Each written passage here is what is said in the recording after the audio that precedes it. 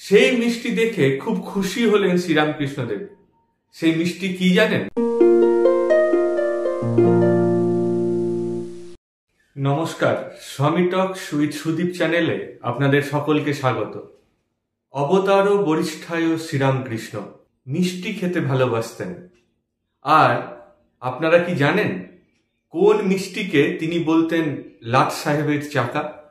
আজকে শ্রীরামকৃষ্ণদেবের এই লাট সাহেবের চাকা নিয়ে এই ভিডিও। শ্রীরামকৃষ্ণদেব দক্ষিণেশ্বর মন্দিরের পুরোহিত ছিলেন। পরবর্তীকালে বহু ভক্ত সমাগম হয় এবং দক্ষিণেশ্বর থেকে গলার ক্যান্সারের চিকিৎসার সুবিধার জন্য তিনি শ্যামপুকুর ও পরে কাশীপুরে ছিলেন। ভক্তরা মিষ্টি খাওয়ার কথাটি জানতেন, তাই যখন তারা শ্রীরামকৃষ্ণদেবের সঙ্গে দেখা করতে আসতেন তখন মিষ্টি নিয়ে আসতেন। এরকমই একদিন দক্ষিণেশ্বরে শ্রীরামকৃষ্ণদেব ধর্ম প্রসঙ্গ করছেন, এমন সময় এক ভক্ত এক প্রকারের মিষ্টি নিয়ে এলো। সেই মিষ্টি দেখে খুব খুশি হলেন শ্রীরামকৃষ্ণদেব। সেই মিষ্টি কি জানেন? সেই মিষ্টি হচ্ছে জিলিপি। আর এই জিলিপিকে শ্রীরামকৃষ্ণদেব বলতেন লাট সাহেবের চাকা। ওই ভক্ত যখন দক্ষিণেশ্বরে প্রবেশ করলেন তখন দেখলেন শ্রীরামকৃষ্ণদেব ভক্তদের সঙ্গে বসে রয়েছেন, ভগবত প্রসঙ্গ করছেন। কিন্তু যেই ওই চ্যাঙারি হাতে জিলিপি দেখতে পেলেন শ্রীরামকৃষ্ণদেব, অমনি ভগবত প্রসঙ্গ বন্ধ করে তিনি সঙ্গে সঙ্গে জিলিপি চাইলেন। খপ করে তার চ্যাঙারিটা নিয়ে একের পর এক জিলিপি খেতে শুরু করলেন। কারা তার সামনে বসে রয়েছেন, তারা কি ভাববেন সেই সব নিয়ে ভ্রুক্ষেপ করলেন না শ্রীরামকৃষ্ণদেব। তিনি বালকের মতো আনন্দ নিয়ে জিলিপি খাচ্ছেন। আর এই জিলিপিকেই শ্রীরামকৃষ্ণদেব বলতেন লাট সাহেবের চাকা।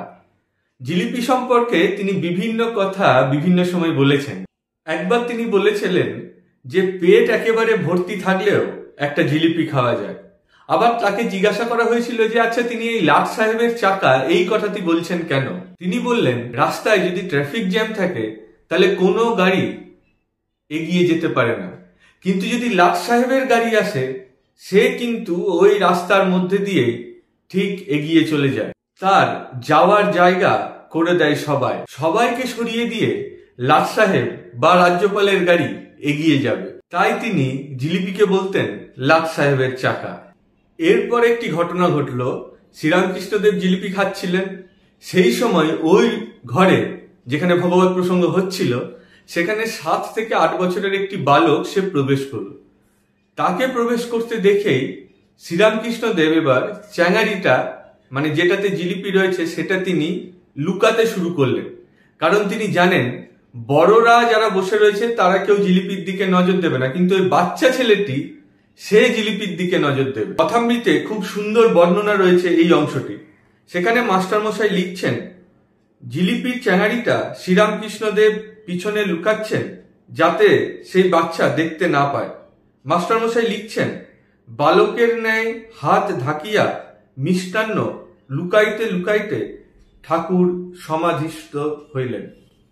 সুতরাং এই অবতার পুরুষ শ্রীরামকৃষ্ণকে ব্যাখ্যা করা বড় কঠিন, কিন্তু এই জিলিপি খেতে খেতেই ওই চ্যাঙারি লুকাতে লুকাতে তিনি ফের সমাধিস্থ হয়ে গেলেন।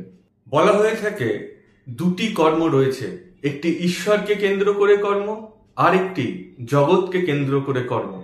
এই দুটি কর্মের মধ্যেই সেতু বন্ধন করলেন শ্রীরামকৃষ্ণদেব। ভগবত প্রসঙ্গ করতে করতে জিলিপি খাওয়া বা জিলিপি লুকাতে লুকাতে সমাধিস্থ হওয়া, এখানে শ্রীরামকৃষ্ণদেব অনন্য।